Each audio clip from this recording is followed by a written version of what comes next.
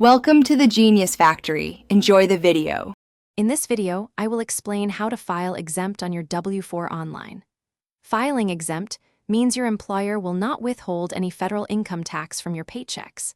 This can be beneficial if you expect to owe no federal income tax for the entire year.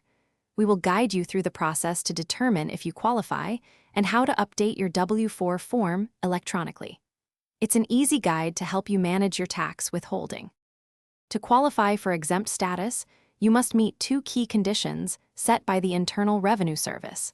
First, you must have had no federal income tax liability in the previous tax year.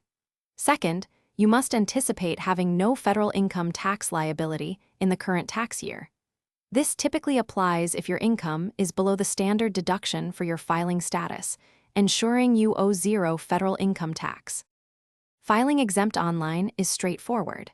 Begin by logging into your employer's payroll or human resources system. Navigate to the section for tax withholding or W-4 adjustments. Here, you will find the option to declare yourself exempt from federal income tax withholding. Carefully review your selection to ensure accuracy, then submit the form electronically. This updates your withholding status with your employer immediately. While claiming exempt can simplify your paychecks, it is crucial to understand the implications.